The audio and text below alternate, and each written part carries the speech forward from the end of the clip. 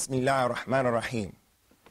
Walhamdulillah, wassalatu wassalamu ala rasulillahi amma ba'.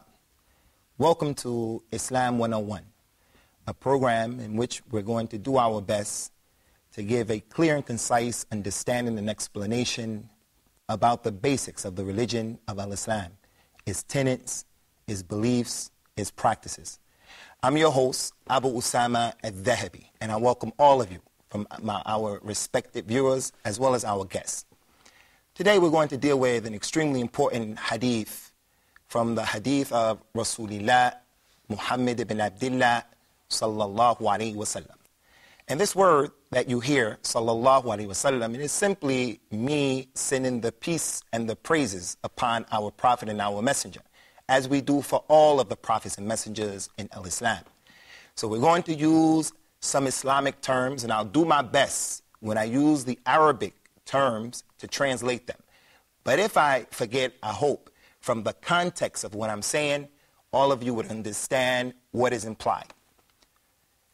Concerning today's topic, we're going to deal with an authentic hadith that's been collected by Imam Muslim, and we'll explain in the future, inshallah, God willing, what is it, the hadith, and the role that the hadith plays in Al-Islam. This is the hadith that's been narrated by that illustrious companion, that tremendous personality in Al-Islam, that individual who every single Muslim man, woman, and child owes a great deal of gratitude to for the role that he has played in the history of our religion. And that is none other than Abu Hafs, Umar ibn al-Khattab al-Faruq, radiyallahu ta'ala anhu. Umar said that one day he was sitting in the presence of Rasulullah sallallahu alayhi wasallam, and the peace and blessings of Allah be upon our prophet and messenger, when out of nowhere there appeared a man.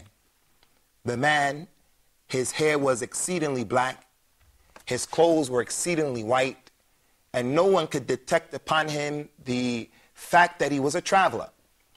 Umar said, even though this was the case, no one from amongst us knew him. If he was from Medina, then someone should have known him. If he was from the city where the companions were living, then someone should have known him. Since no one knew him, it would suggest that he was a traveler. Well, if he was a traveler, at least they should have seen on him the effects of traveling. You would think that his hair would have been disheveled, his clothes would have been dirty.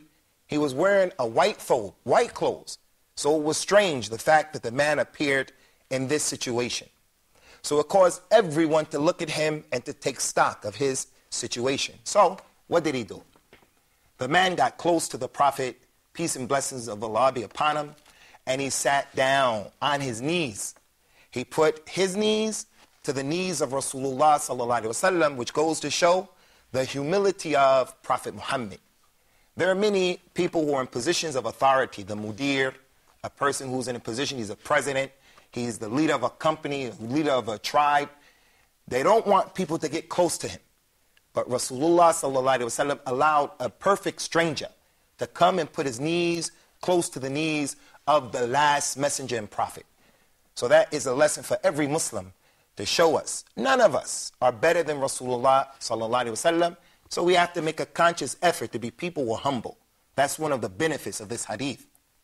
So the man put his knees to the knees of Rasulullah sallallahu alaihi wasallam and took the palms of his hands and placed the palms of his hands on the thighs of Rasulullah sallallahu alaihi wasallam. And he said, Ya Muhammad. He called him by his name, his first name. And everyone knows, as Muslims, we have been taught in our religion to respect people of authority and people of position. Even Allah said in the Quran, لا تجعلوا دعاء الرسول بينكم كالدعاء بعضكم بعضا.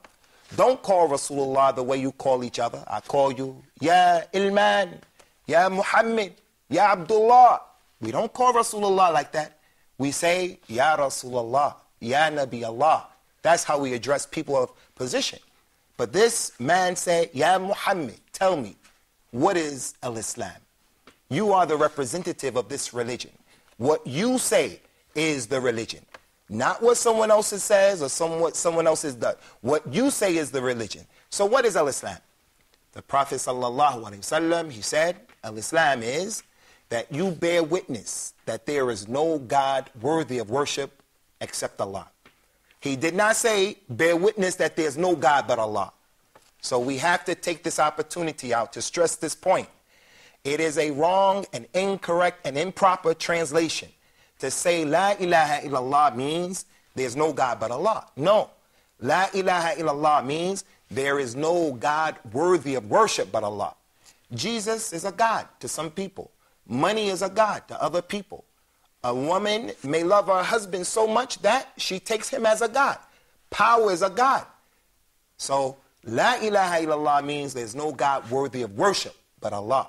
So he said al-Islam is that you should bear witness there's no God worthy of worship but Allah, and that you establish the 5 prayers every day, and that you give the zakat, the poor do, and that you fast in the blessed month of Ramadan, which is the 9th month in the Islamic lunar calendar. And number 5, that you make the sojourn and the pilgrimage to Mecca for the Hajj. The questioner said, you have spoken the truth and you got it right. Umar radiallahu anhu, the narrator of the hadith, he said, we found it strange that the man would ask a question and then he would say to Rasulullah, you got it right. One of the benefits of this, Rasulullah being told by Jibril, you got it right. One of the benefits of that is that if you are a parent, a mother or a father, and you find that your child, he does something good, you're a teacher in the university, in high school, grammar school, if the student gets it right, it is highly recommended that you praise him and you say to him, you've gotten it right, because it will increase the desire in that student to be a good student. He said, you got it right. Now tell me, what is al-Iman? Ya Muhammad, tell me, explain to me. You're the representative of al-Islam. You're the one, the Nabi, the Rasul, the Prophet, the Messenger, the representative of the religion. What is al-Iman? Prophet Muhammad, peace of Allah be upon him, he said, al-Islam is, or al-Iman, faith is that you believe in Allah, and that you believe in all of the angels, and that you believe in the books that were revealed by Allah, and you believe in the prophets and the messengers that those books were revealed upon, and that you also believe in the last day, Yawm al-Qiyamah, that Allah has created us as human beings, and everyone is going to taste death, and then there's going to be a final day in which you're going to be asked and questioned, why did you do this, and why didn't you do that? You have to believe in that. And number 6, that you have to believe in the Qadr. And the Qadr is the divine decree, that everything has been predestined and preordained before it even happened. The questioner said, you had it right. You answered correctly. Now tell me, Ya Muhammad, what is al-Ihsan? Who is the Muhsin? What is al-Ihsan? Perfection. Rasulullah sallallahu alayhi wa sallam said, al-Ihsan is that you worship Allah as if you see him. And even though you don't see him, know for a surety that Allah sees you. He said, you got it right. Now I have another question. Can you inform me, when is the hour, when is the Sa'ah? Yawm al-Qiyamah, the last day. When is it going to be established? Rasulullah sallallahu alayhi wa sallam, another sign of his humility. He would not answer a question that he doesn't know the answer to, even though he is Rasulullah and the Khatam al-Anbiya wa Rasul. He is the last prophet and the last messenger. But if he didn't know, he would tell people he didn't know. Because only Allah knows everything. No angel, no prophet, no human being, no imam, no intelligent man, no scholar knows everything. Only Allah. So when he was asked that question, when is the hour, the last day? He said, the one who was being questioned, meaning me, Muhammad, knows just as much as the one who was doing the questioning. You know just as much. You know just as much. The people in our listening audience, they know just as much as to the answer of this question than Rasulullah sallallahu alaihi wasallam. All of us are equal in this issue. No one knows but Allah. So the questioner, he wanted to know. He said, well, since you don't know, tell me, what are some of the signs of the last day? Rasulullah sallallahu alaihi wasallam said in this particular hadith, some of the signs is that you will see the slave girl giving birth to her mistress, to her master. And you'll also see the barefooted, naked Arabs competing with each other to erect lofty structures. Whenever you see in the world that the Arabs, who are a group of people who live in the Badia, they live out in the desert, That is the natural terrain of the Arabs. It has been this case for centuries. When you see them start to build up their cities and they create metropolitan areas and they have big, high erected buildings, then know for a surety that the hour is close. And then the man who asked the question, he got up and he left. Umar, the narrator of the hadith, he said, I remained sitting with Rasulullah for some time. And then Rasulullah said to me, Ya Umar, do you know who the questioner was? Umar said, Allah and His Messenger know best. Another example. Where did Umar get that from? Umar was trained by Rasulullah sallallahu alaihi wasallam. Umar was in the presence of Rasulullah when he was asked, tell us about the ruh, about the spirit. Tell us about Yawmul Qiyamah. Tell us about this. Tell us about that. And he saw when Rasulullah didn't know, Rasulullah would always say, Allahu A'lam. Allah knows best. Allah knows best. The one who's being questioned knows just as much as the one who's doing the question. So that's the tarbiyah of Rasulullah to Umar radiallahu anhu. So it was only natural for Umar when Rasulullah asked him a question that he didn't know the answer to, that he said, Allah and His Messenger knows best. I don't know who that man was. Rasulullah said, sallallahu alayhi wa sallam, innahu Jibril, ata liyu'allimukum amra dinikum. That was Jibril. He came to teach you people your religion. That's the hadith that we're going to deal with today. And before even getting into the explanation of this hadith, brothers and sisters, respected viewers, it is pertinent that we take this time out just to mention a few things concerning the beginning of the statements of Umar radiallahu anhu. May Allah be pleased with Umar and the rest of the companions. The first thing that I want to draw your attention to is how Umar described the physical attributes of the questioner, Jibril, when he came. Jibril is, in al-Islam, an archangel. He's an archangel. This is our guest, Nick, who's a non-Muslim. And we want Nick, just as we want the other people in the viewer audience, to understand clearly what al-Islam is and what al-Islam isn't. Jibril is one of the main and most important angels in the religion of al-Islam. He was mentioned in the Injil, in the Bible, and he was mentioned in the Torah, and the Torah of the Jewish faith. So he was the one, Gabriel, Jibril. He was the one who came, and they have the ability to take on the form of human beings, as this is the case.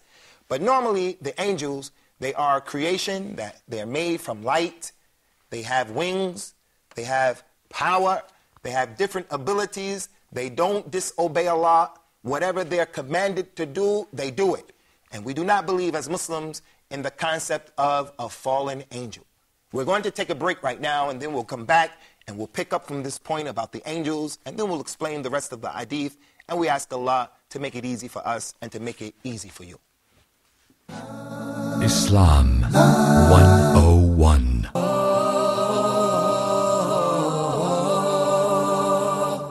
Those who love Allah subhanahu wa ta'ala, for those who worship Allah subhanahu wa ta'ala alone, for those who want to enter the Jannah, the paradise that Allah subhanahu wa ta'ala created for the believers. And that's why we need to learn and we need to get to know what Allah subhanahu wa ta'ala wants from us, so that we submit ourselves to the orders of Allah.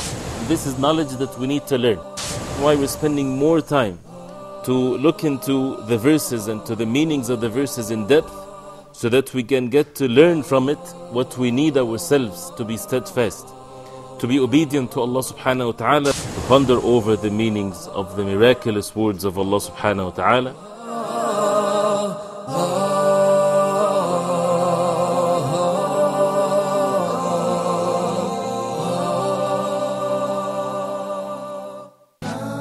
Islam 101. Bismillah.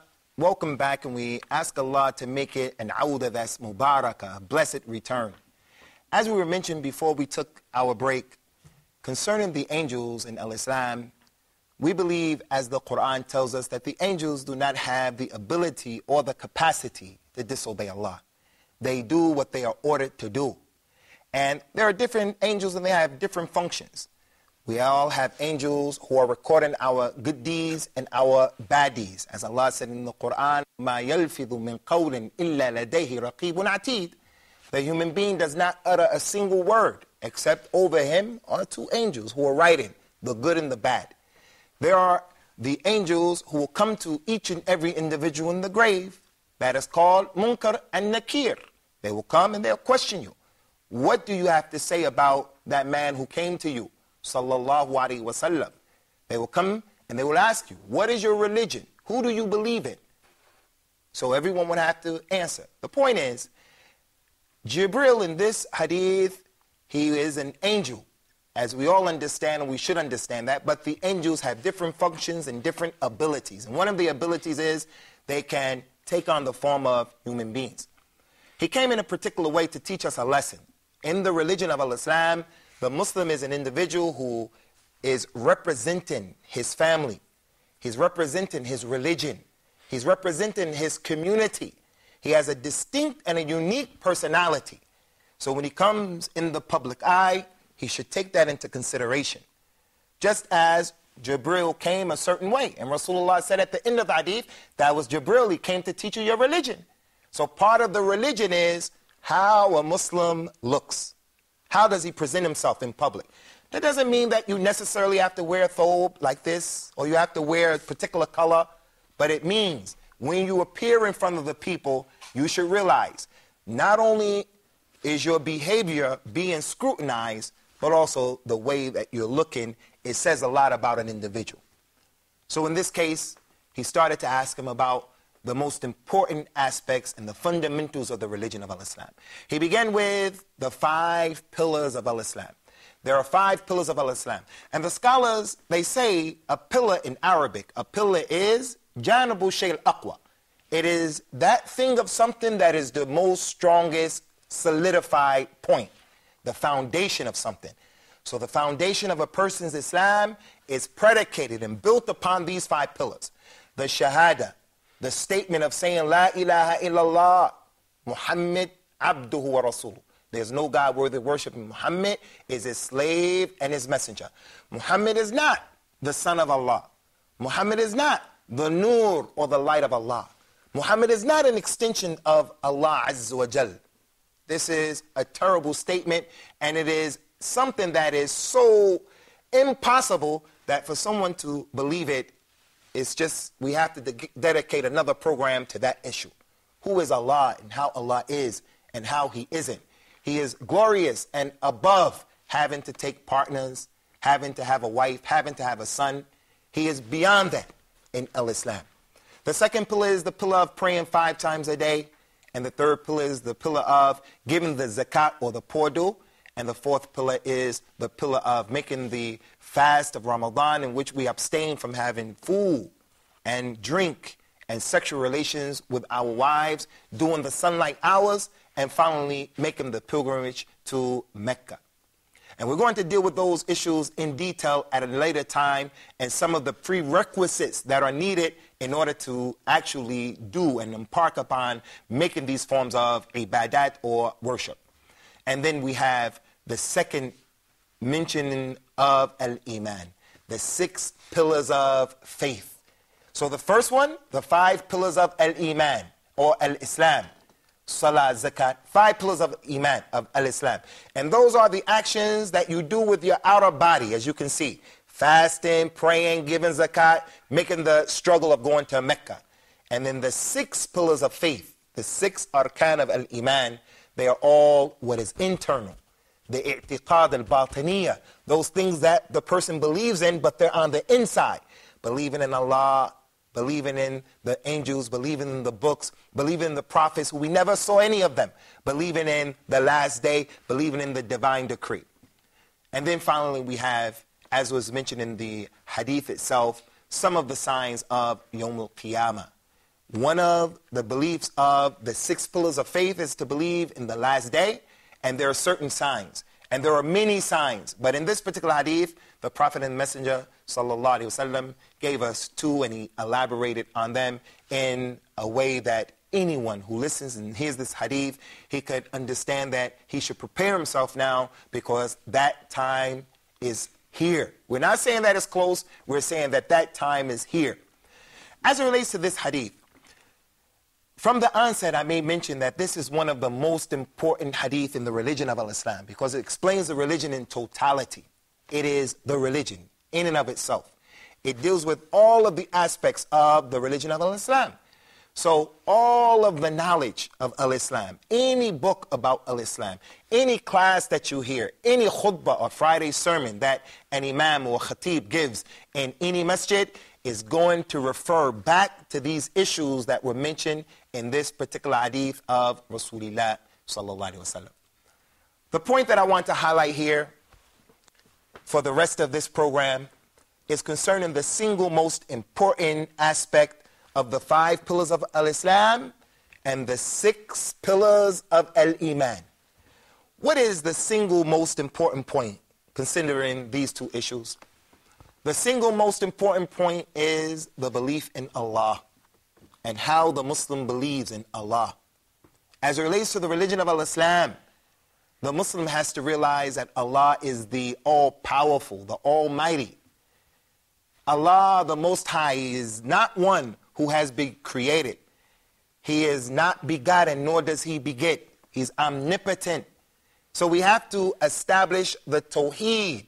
This is a very important word that you brothers are going to hear over and over, and you from the audience, you're going to hear it over and over, inshallah, in the upcoming programs, at-Tawheed, which is the oneness of Allah. Establishing in your mind and in your heart the need to worship the one who created you. Allah has created the human being, and he put in him what is known in Islam as the fitrah.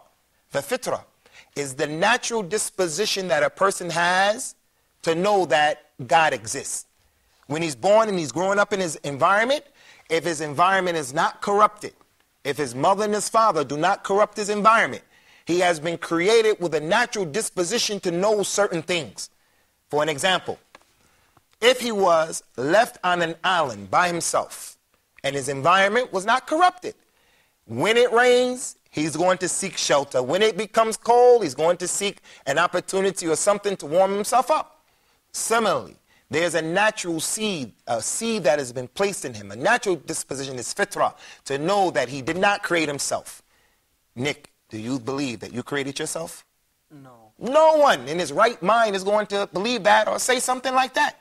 He's going to believe that there is someone who was higher than me who actually did the creation. And when we look in the creation, it is a sign.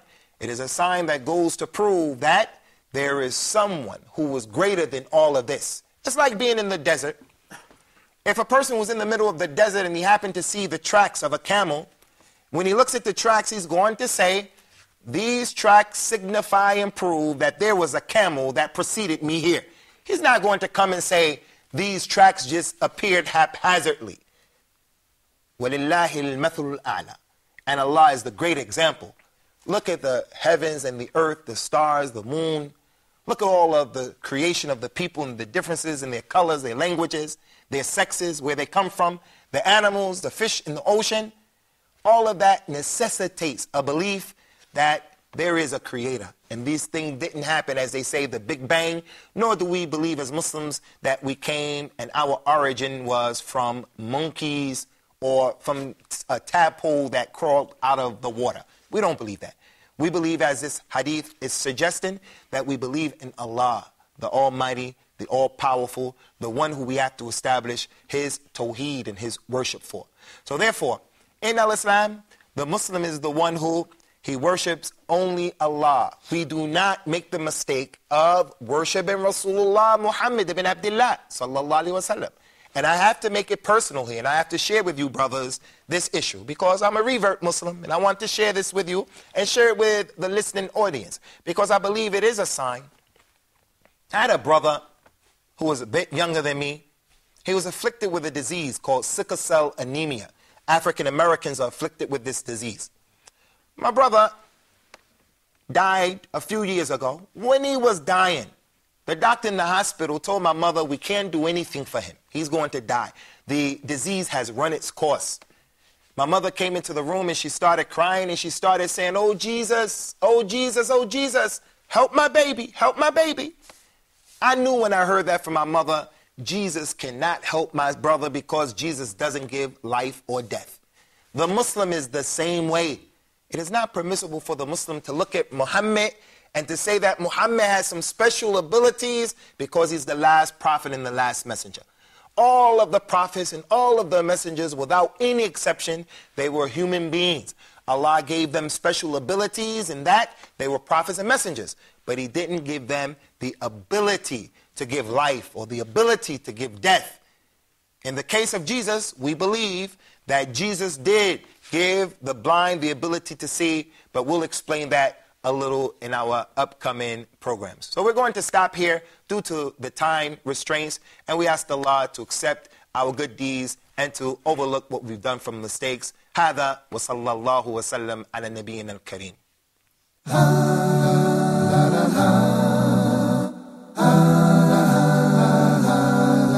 Islam.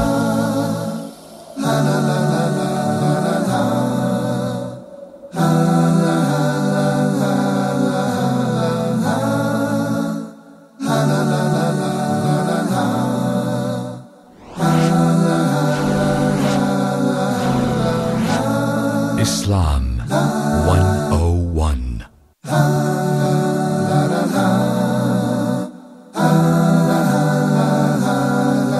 Islam.